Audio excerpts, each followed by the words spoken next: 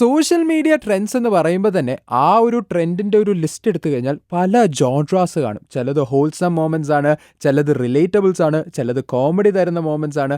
അങ്ങനെ പല രീതിയിൽ പല കാറ്റഗറിയിൽ പെടുത്താൻ പറ്റുന്ന ചില ട്രെൻഡുകൾ കാണും. അങ്ങനത്തെ ഒരു ഹോൾസം മൊമെന്റ്സ് തരുന്ന ഒരു സോഷ്യൽ മീഡിയ ട്രെൻഡായിരിക്കും നമ്മുടെയൊക്കെ ഫീഡിൽ, പ്രത്യേകിച്ച് മലയാളികളുടെ ഫീഡിൽ നമ്മൾ കാണാൻ സാധ്യതയുള്ളത്. ഒരു ഫ്ലൈറ്റിൽ നടന്ന കഥ. ആ ഫ്ലൈറ്റിലെ പൈലറ്റ് മലയാളം സംസാരിച്ച് ആൾക്കാരോട് ഇങ്ങനെ കുശലാന്വേഷണമൊക്കെ നടത്തി സംസാരിച്ചു പോകുന്ന ഒരു ബ്യൂട്ടിഫുൾ സ്റ്റോറി. ആ ഒരു സ്റ്റോറിയുടെ കഥാനായകൻ നമ്മുടെ കൂടെ ഉണ്ടെന്നേ. ഓൺ റേഡിയോ മാംഗോ 92.7 നാട്ടിലെങ്ങും പാട്ടായി. എന്റെ പേര് ശരത് മാനുവൽ. ഞാനൊരു പൈലറ്റ് ആണ്. സാധാ പൈലറ്റ് അല്ല, ഒരു മലയാളി പൈലറ്റ് ആണ്. ആ മലയാളി പൈലറ്റ് ആണ് ഇപ്പം ആക്ച്വലി സോഷ്യൽ മീഡിയയിൽ മൊത്തത്തിൽ ട്രെൻഡ് ആയതല്ലേ? അതെ അതെ, തീർച്ചയായിട്ടും. കുറച്ച് ദിവസമായിട്ട് ഞാൻ എയർ തന്നെയാണ്, ഇറങ്ങാൻ പറ്റിയിട്ടില്ല. ലിറ്ററലി ആൻഡ് ഫിഗറേറ്റീവ്ലി മൊത്തത്തിൽ എയറിലാണ്. എല്ലാം കൊണ്ടും എയറിലാണ്. അറ്റ്ലീസ്റ്റ് ഫ്ലൈറ്റ് ഞാൻ പലപ്പോഴും താഴേക്ക് ഇറങ്ങാറുണ്ട്. ഇത് മറ്റേ ഇത് വൈറലൈസേഷൻ ഫുൾ ടൈം എയർ തന്നെയാണ്. താഴത്തോട്ട് ഇറങ്ങാൻ സമയം കിട്ടാറില്ല. ഇല്ല, പക്ഷേ this is in A good way. ഞാൻ ആക്ച്വലി ഫ്ലൈറ്റിലൊക്കെ കയറുമ്പോഴത്തേനും നമ്മൾ കയറുമ്പോഴത്തേനും ഇൻസ്ട്രക്ഷൻസ് പറയുന്നു, അതൊക്കെ ഞങ്ങൾ കേട്ടിട്ടുള്ളൂ. ഇതൊരു വെറൈറ്റിയാണ്. മലയാളത്തിൽ ആൾക്കാരോട് വിശേഷം ചോദിക്കുന്നു, എത്ര നാളായി പോയിട്ടെന്ന് ചോദിക്കുന്നു, അവർക്കൊരു ട്രീറ്റ് കൊടുക്കുന്നു, ഏത് വേഗത്തിൽ പോകണം എന്നൊക്കെയുള്ള രീതി ചോദിക്കുന്നു. എങ്ങനെയാണ് ഇങ്ങനത്തെ ഒരു പരിപാടി അല്ലെങ്കിൽ ഈ ഒരു രീതിയിലേക്ക് വന്നത്? ഞാൻ ആക്ച്വലി ചെയ്യാൻ എക്സ്റ്റെൻഡ് ഒരു റീസൺ എന്താണെന്ന് വെച്ചാൽ, പലപ്പോഴും ഞാൻ പാസഞ്ചറായിട്ട് ട്രാവൽ ചെയ്യുന്ന സമയത്ത് നമുക്ക് പൈലറ്റ്സ് അല്ലെങ്കിൽ ക്യാബിൻ ക്രൂ എന്ന് പറയുമ്പോൾ ഇവരെ അപ്രോച്ച് ചെയ്യാൻ എല്ലാവർക്കും ചെറിയൊരു പേടിയുണ്ട്. ഒരു ബാരിയർ ഉണ്ട് ആളുകൾക്ക്. പിന്നെ ഒരു ഇൻഹിബിഷൻ പോലുണ്ട്. കാരണം ഇവരോട് ചോദിച്ചാൽ ഇവർ എന്ത് റിപ്ലൈ ആണ് പറയും, അല്ലെങ്കിൽ നമുക്ക് ഇവരോട് സംസാരിക്കാൻ പറ്റുമെന്ന് ഒരു പേടി ഇപ്പോഴും എല്ലാവരും ഉള്ളിലുണ്ട്. ഞാൻ ഈ ഒരു പേടി അല്ലെങ്കിൽ ഈ ഒരു ബാരിയർ, ഈ ഒരു ഇൻഹിബിഷൻ മാറ്റാൻ വേണ്ടിയിട്ടാണ് പലപ്പോഴും എനിക്കൊരു അനൗൺസ്മെന്റ് എന്നതിലുപരി ഒരു ഇന്ററാക്ഷൻ ആണ് ഞാൻ ഉദ്ദേശിക്കുന്നത്. അപ്പൊ ആളുകൾക്ക് നമ്മൾ പലപ്പോഴും പൈലറ്റ് എന്ന വലിയ മഹാസംഭവമാണ്. അങ്ങനെ ഒരു മഹാസംഭവമൊന്നുമല്ല. എന്റെ അപ്പം പറയുന്ന പോലെ ഫ്ലൈറ്റ് ഓടിക്കുന്ന ഒരാൾ അത്രേ ഉള്ളൂ, അതിന് അത്രത്തോട്ട് ഒന്നുമില്ല. അപ്പൊ ആളുകൾക്ക് പലപ്പോഴും ഇതെന്തോ നമുക്ക് അങ്ങോട്ട് തന്നെ എത്തിപ്പെടാൻ പറ്റാത്തൊരു ഇതാണെന്നൊരു ചിന്ത ഇപ്പോഴും ആളുകൾക്കുണ്ട്. അപ്പൊ അതൊന്ന് മാറ്റാൻ വേണ്ടിയിട്ടാണ് ഇങ്ങനത്തെ ഒരു ഇന്ററാക്ഷൻ അങ്ങനെ നമ്മളൊരു അനൗൺസ്മെന്റ് വഴി നമ്മൾ ട്രൈ ചെയ്യുന്നത്. ചില സമയത്ത് ആളുകൾ നമ്മളായിട്ട് ഇന്ററാക്ട് ചെയ്യാറുണ്ട്. പലപ്പോഴും എനിക്കും ഞാൻ ഉൾപ്പെടെ മലയാളത്തിൽ പ്രശ്നം വെച്ചാൽ നമ്മൾ ഇപ്പൊ ഒരു സ്റ്റേജ് ഫിയർ അല്ലെങ്കിൽ ഒരു ഓപ്പൺ ആയിട്ട് ഒരു സ്പേസിൽ ആളുകളായിട്ട് പെട്ടെന്ന് ഇന്ററാക്ട് ചെയ്യാൻ ആളുകൾക്ക് ഒരു മടിയുണ്ട്. ഞാൻ ഉൾപ്പെടെപ്പെട്ട ആളുകൾ ഇങ്ങനെ കാര്യം പറയും. അപ്പം ചില സമയത്ത് നല്ല രീതിയിൽ ഇന്ററാക്ഷൻ കിട്ടാറുണ്ട്, ചില സമയത്ത് ഈ പറഞ്ഞ വർക്ക്ഔട്ട് ആവാറില്ല. എന്നാലും നമ്മൾ നമ്മുടെ ഭാഗത്ത് ഒരു എഫോർട്ട് എപ്പോഴും ഇടാറുണ്ട്. ഇത് എപ്പം തൊട്ടാണ് ആക്ച്വലി ചെയ്യാൻ തുടങ്ങിയത്? ഞാൻ ക്യാപ്റ്റനായിട്ട് ഏകദേശം ഒരു 4 വർഷമായി. അപ്പൊ ക്യാപ്റ്റൻ ആയതിനു ശേഷമാണ് കൂടുതൽ ഇതുപോലത്തെ അനൗൺസ്മെന്റ് ചെയ്യാറുള്ളത്. കൂടുതൽ നമ്മുടെ മിഡിൽ ഈസ്റ്റ് സെക്ടേഴ്സിലാണ് ചെയ്യുന്നത്. കാരണം അതിനകത്ത് എപ്പോഴും നമ്മുടെ ആളുകൾ തന്നെയായിരിക്കും. ബാക്കിയുള്ള ഇപ്പൊ നമ്മൾ ഡൊമസ്റ്റിക്കിൽ പലപ്പോഴും അതിനകത്ത് ഒരു മിക്സ് ക്രൗഡ് എപ്പോഴും കാണും. ഞാനിപ്പോ കൊച്ചിയിൽ നിന്നാണ് ഞാൻ ഫ്ലൈ ചെയ്യുന്നത്.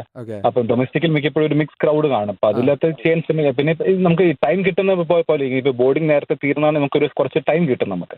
അപ്പൊ ആ സമയത്തൊക്കെയാണ് നമ്മൾ അനൗൺസ്മെന്റ് ചെയ്യുന്നത്. കൂടുതലും ഇപ്പൊ മിഡിൽ ഈസ്റ്റ് സെക്ടേഴ്സിലാണ് ചെയ്യുന്നത്. എനിക്ക് തോന്നുന്നു കഴിഞ്ഞൊരു 2-3 വർഷമായിട്ട് ഞാനത് ചെയ്യാറുണ്ട്. ഞാൻ എന്നാ പിന്നെ ചോദിക്കട്ടെ, ഈ ഇന്ററാക്ഷൻ എന്ന് പറഞ്ഞു എല്ലായിടത്തും ഒരേ രീതിയിൽ ഇന്ററാക്ഷൻ കിട്ടത്തില്ലല്ലോ. ഇത്രയും ഈ ഒരു 4 വർഷത്തിന്റെ ഇടയിൽ നമ്മുടെ മനസ്സിൽ തങ്ങി നിൽക്കുന്ന ഒരു ഇന്ററാക്ഷൻ അത് ഏതായിരിക്കും? എനിക്ക് തോന്നുന്നു ഞാനൊരു 2 വർഷം മുമ്പ് ഒരു ഓണത്തിന് ഒരു അനൗൺസ്മെന്റ് ചെയ്തിരുന്നു. അന്ന് ഞാൻ ഈ പറഞ്ഞ കുറച്ച് നാൾ എയറിലായിരുന്നു. അപ്പം ഓണത്തിന് അന്ന് കൃത്യം ആ ദിവസം തന്നെ എനിക്ക് ഫ്ലൈറ്റ് ഉണ്ടായിരുന്നു. കോയിൻസിഡന്റലി ഓണത്തിന് അന്ന് തന്നെയാണ് എനിക്ക് ഫ്ലൈറ്റ് ഉണ്ടായിരുന്നത്. അന്ന് ഈ ഓണത്തിന്റെ മറ്റേ വിഷസൊക്കെ അറിയിച്ചപ്പോൾ നമ്മുടെ ആളുകൾക്ക് എനിക്ക് ഇവിടുന്ന് അന്ന് എനിക്കൊന്ന് കൊച്ചിയിൽ നിന്ന് അബുദാബിക്കുള്ള ഫ്ലൈറ്റ്, എന്റെ ഓർമ്മ ശരിയാണെങ്കിൽ. പ്രവാസികൾക്ക് എപ്പോഴും നാട് വിട്ട് അങ്ങോട്ട് പോകുന്ന എപ്പോഴും ഒരു വിഷമം ഉണ്ടാക്കുന്ന ഒരു കാര്യമാണല്ലോ. അപ്പം അന്നേ ദിവസം ഈ ഒരു അനൗൺസ്മെന്റ് ചെയ്തപ്പോൾ ഇങ്ങനെ പല ആളുകളെ കണ്ണും നിറയുന്ന കാണാൻ സാധിച്ചു. അപ്പം അത് എനിക്കൊരു ഓർത്തിരിക്കാൻ പറ്റുന്ന ഒരു ഫ്ലൈറ്റ് ആയിരുന്നു. മലയാളി പൈലറ്റ് ആണെന്ന് പറഞ്ഞു, പക്ഷേ you are actually an influencer too, അല്ലേ? അങ്ങനെ വലിയ വലിയ വാക്കുകളൊന്നും പറയില്ല ബ്രോ. ഞാൻ സൈഡിൽ കൂടെ അങ്ങനെ പോകുന്ന ഒരാളാണ്. കാരണം ഞാനിപ്പോ ഫ്രീക്വന്റ് ആയിട്ട് അങ്ങനെ പോസ്റ്റ് ചെയ്യുന്ന ആളല്ലേ. ടൈം കിട്ടുമ്പോൾ നമുക്കും കൂടെ ഒരു സാറ്റിസ്ഫാക്ഷൻ തോന്നുന്നത് മാത്രം കണ്ടന്റ് ഇടുന്ന ഒരാളാണ്. ഈ 130K എന്നൊക്കെ പറയുന്നത് ചില്ലറ സംഖ്യ അല്ല. ഇൻഫ്ലുവൻസർ തന്നെ വിളിക്കുമ്പോൾ ഞാൻ തന്നെ നോക്കാറുണ്ട്. ശരിക്കും ഞാൻ ഇൻഫ്ലുവൻസർ, ബാക്കിയുള്ള ഇൻഫ്ലുവൻസർമാർക്ക് ഞാനൊരു അപമാനമാവും. അപ്പൊ അതുകൊണ്ട് ഞാൻ എന്നെ ഇൻഫ്ലുവൻസർ എന്ന് വിളിക്കാറില്ല. ഞാൻ അത് ചോദിക്കാൻ വന്നത് കാരണം പൈലറ്റ് ആയിട്ടും അറിയപ്പെടുന്നു, ഇതുപോലെ ഈ സോഷ്യൽ മീഡിയയിലും താങ്കളുടെ ഒരു പ്രസൻസ് ഉണ്ടല്ലോ. അപ്പം ഫ്ലൈറ്റ് അല്ലാണ്ട് അല്ലെങ്കിൽ പൊതു ഇടങ്ങളിലൊക്കെ പോകുമ്പോഴത്തേനും ആരെങ്കിലും തിരിച്ചറിഞ്ഞിങ്ങനെ വരാറുണ്ടോ? കൂടുതലും എയർപോർട്ടിൽ വെച്ച ആളുകൾക്ക്, കാരണം നമ്മൾ യൂണിഫോമിൽ വരെ പലപ്പോഴും ആളുകൾ ശ്രദ്ധിക്കുന്നത്. പുറത്ത് വെച്ച് എനിക്ക് അങ്ങനെ ഒരു ഇന്ററാക്ഷൻ എനിക്ക് അങ്ങനെ അധികം ഉണ്ടായിട്ടില്ല. എയർപോർട്ടിൽ പോകുമ്പോൾ മിക്കപ്പോഴും ആളുകൾ ഒന്ന് ചോദിക്കാറുണ്ട്, മറ്റേ ഇൻസ്റ്റാഗ്രാമിൽ കണ്ട ആളല്ലേ. മറ്റേ ഇന്നലെ കൂടെ ഞാൻ നിൽക്കുന്ന എയർപോർട്ടിൽ വന്നപ്പോൾ അവിടെ ഹോട്ടലിൽ ജസ്റ്റ് ഒരു കോഫി കുടിക്കാൻ വേണ്ടി കയറിയത്. ഒരു ഫാമിലി വന്നിട്ട് ചോദിച്ചു, മറ്റേ വൈറലായ പൈലറ്റ് അല്ലെങ്കിൽ ചോദിച്ചിട്ടുണ്ടല്ലോ. നമുക്കൊരു വളരെ സന്തോഷം ഉണ്ടാക്കുന്ന കാര്യമാണ്. ആളുകൾ നമ്മളെ തിരിച്ചറിയും, നമ്മളെടുത്ത് വന്ന് സംസാരിക്കും. നമുക്ക് വളരെ സന്തോഷം ഉണ്ടാക്കുന്ന ഒരു കാര്യമാണ്. സ്നേഹം കാണുമ്പോൾ നമുക്ക് പിന്നെയും ഇങ്ങനെ കാര്യങ്ങൾ ചെയ്യാൻ നമുക്കൊരു മോട്ടിവേഷൻ ആണ് എപ്പോഴും. അതെ. ഈ വീഡിയോയിൽ ഇങ്ങനെ ചോദിക്കുന്നതുകൊണ്ട് ഇത്രയുമാണ് നമ്മുടെ ഒരു സ്റ്റാൻഡേർഡ് ടൈം എത്താൻ, ഇതാണ് നമ്മുടെ സ്റ്റാൻഡേർഡ് സ്പീഡ്, വേണമെങ്കിൽ ധൃതി ഉണ്ടെങ്കിൽ കുറച്ച് സ്പീഡ് കൂട്ടാം, അങ്ങനെയൊക്കെ കൂട്ടാൻ പറ്റുമോ? ശരിക്കും പറഞ്ഞാൽ കൂട്ടാം. പലപ്പോഴും നമ്മുടെ ഫ്യൂൽ എഫിഷ്യൻസി നോക്കിയിട്ട് നമുക്ക് നമ്മളന്ന് ഫ്ലൈൻ ഓൾട്ടിറ്റ്യൂഡ് വെച്ച് നമുക്ക് ഒരു പ്ലെയിൻ തന്നെ ഒരു സ്പീഡ് നമുക്ക് കമ്പ്യൂട്ട് ചെയ്യും. അതാണ് നമുക്ക് ഏറ്റവും ഫ്യൂൽ എഫിഷ്യന്റ് ആയിട്ട് ഓടിക്കാൻ പറ്റുന്ന ഒരു സ്പീഡ് എന്ന് പറയുന്നത്. ചില സമയത്ത് ഫ്ലൈറ്റ് ഡിലേ ആണെങ്കിൽ നമുക്ക് സ്പീഡ് കൂട്ടാം. ഞാൻ ഇനി ഇത് പറഞ്ഞു കഴിഞ്ഞാൽ പിന്നെ നാളെ തൊട്ട് എന്റെ ഫ്ലൈറ്റിൽ ആൾക്കാരെല്ലാം ചേട്ടാ ഒന്ന് സ്പീഡ് കൂട്ടി ഓടിക്കാമെന്ന് ചോദിച്ചുകൊണ്ട് വരും. അതുകൊണ്ട് ഞാൻ കൂടുതൽ പറയാത്തത്. പക്ഷെ ഇതിന്റെ നമുക്ക് ഫ്ലൈറ്റ് ഡിലേ ആണെങ്കിൽ നമുക്ക് ഫ്ലൈറ്റിന്റെ സ്പീഡ് കൂട്ടാൻ പറ്റും. നമുക്കൊരു മാക്സിമം സ്പീഡ് ഉണ്ട്, അതിൽ താഴെയായിരിക്കും നമ്മൾ ഫ്ലൈ ചെയ്യുന്നത് എപ്പോഴും. ആക്ച്വലി സ്പീക്കിംഗ് നേരത്തെ പറഞ്ഞതുപോലെ ഇത് എയർ ആയതുകൊണ്ട് നമുക്കൊരു ചെറിയ ഇതുണ്ടല്ലോ, ഇതെങ്ങനെ പറയും സ്പീഡ് കൂട്ടാൻ പറ്റൂല. കാരണം റോഡിലാണെങ്കിൽ പറയും ഓഫീസിൽ നേരത്തെ എത്തണം എന്നൊക്കെ പറഞ്ഞിട്ട് വേണേ ഡ്രൈവർ ചേട്ടന്മാരോട് ഒന്ന് പെട്ടെന്ന് വിടാൻ പറയാം. ഇതങ്ങനെയൊന്നും അല്ലല്ലോ. അല്ല, ഇത് പലപ്പോഴും ആള് വിചാരിക്കും മറ്റേ മുകളിൽ ട്രാഫിക് ഇല്ലല്ലോ, നമുക്ക് ഒന്നും നോക്കാണ്ട് സ്പീഡിൽ ഓടിക്കാലെന്ന് ഓർക്കും. അങ്ങനെയല്ല. നമ്മൾ ഈ താഴെ നമ്മൾ ഈ ഗൂഗിൾ മാപ്പിൽ റോഡ് കാണുന്ന പോലെ മുകളിൽ നമുക്ക് ഡിഫൈൻ ആയിട്ട് റൂട്ടുകളുണ്ട്. ഓൾറെഡി നമ്മൾ എയർ ട്രാഫിക് ആയിട്ട് നമ്മൾ സംസാരിച്ച് നമുക്ക് ഓൾറെഡി ഒരു ഫയൽ ചെയ്ത റൂട്ടാണ്, അതിലാണ് നമുക്ക് ഫ്ലൈ ചെയ്യാൻ പറ്റില്ല. കാരണം അതേ റൂട്ടിൽ തന്നെ വേറെ ഓപ്പോസിറ്റ് വേറെ എയർക്രാഫ്റ്റുകൾ ഫ്ലൈ ചെയ്യുന്നുണ്ട്. നമ്മൾ താഴെ നോക്കുമ്പോൾ ഒന്നുമില്ലെന്ന് പറഞ്ഞാലും നമ്മൾ മുകളിലോട്ട് എത്തുമ്പോൾ വേറെ ഓപ്പോസിറ്റ് ട്രാഫിക്കുകൾ എയർക്രാഫ്റ്റുകൾ ഇഷ്ടം പോലെ ഉണ്ട്. അതെ, അങ്ങനെയാണെങ്കിൽ ഞാനൊരു ചോദ്യം ചോദിക്കണം. നമ്മൾ റോഡിൽ പറയുമ്പോഴത്തേനും ഇവിടെ ഭയങ്കര കുഴിയ, അതുകൊണ്ട് ഈ വഴി പോകണ്ട എന്നുള്ള രീതി പറയുകയാണെങ്കിൽ താങ്കൾ ഓടിച്ചതിൽ ഏറ്റവും കംഫർട്ടബിൾ ആയിട്ടുള്ള ഒരു റൂട്ട് അത് ഏതായിരിക്കും? എനിക്കിത് താഴെ റോട്ടിൽ ഓടിക്കുന്നേക്കാളും എന്തുകൊണ്ടും സുഖം മുകളിലാണ്. എന്ന് വെച്ചാൽ ആളുകളാരും മറ്റേ ഓപ്പോസിറ്റ് ബ്രൈറ്റ് ആയിട്ട് ഹെഡ്ലൈറ്റ് ഇടത്തില്ല, മറ്റേ ലൈറ്റ് ഇടത്തില്ല, പിന്നെ മറ്റേ ഹോണടിയുടെ ശല്യമില്ല, ഇടയ്ക്കൂടെ മറ്റേ വണ്ടി കയറ്റിക്കൊണ്ട് ഏർപ്പാടില്ല. പലപ്പോഴും ഞാൻ പറയും മറ്റേ റോട്ടിൽ ഓടിക്കുന്നേക്കാളും കൂടുതൽ സമാധാനം മുകളിലാണ്.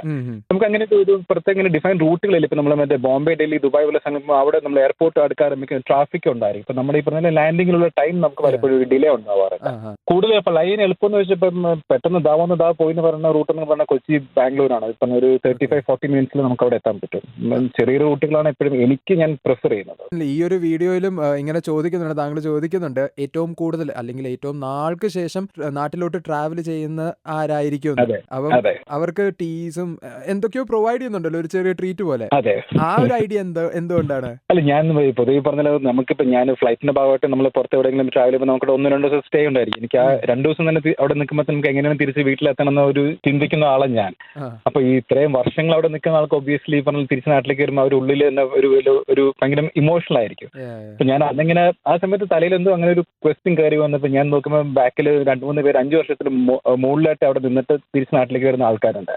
അപ്പൊ നമ്മുടെ ഭാഗത്ത് അവർക്ക് എന്തെങ്കിലും ഒരു സ്പെഷ്യൽ ആയിട്ട് ഒരു നമ്മുടെ ഒരു നല്ലൊരു ജസ്റ്റർ ആയിക്കോട്ടെ എന്ന് ഓർത്താണ് അങ്ങനെ ഒരു ടീ അല്ലെങ്കിൽ കോഫി അവർക്ക് ഞാൻ ഓഫർ ചെയ്തത്. അടിപൊളി. ആക്ച്വലി സ്പീക്കിംഗ് ഇതൊരു മെമ്മറബിൾ ട്രിപ്പ് തന്നെ ആയിരിക്കുമല്ലോ എല്ലാവരുടെ മനസ്സിൽ.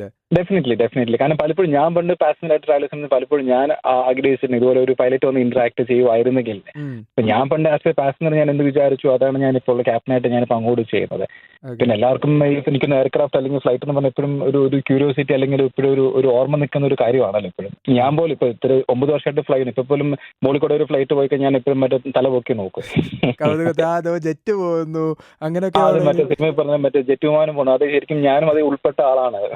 കാര്യം ഈ പറഞ്ഞ ഫ്ലൈറ്റ് ഓടിക്കുന്ന ആളാണെങ്കിൽ കൂടി ആ കൗതുകം ഇതുവരെ പോയിട്ടില്ല. ഇല്ലല്ല, ഇതുവരെ പോയിട്ടില്ല.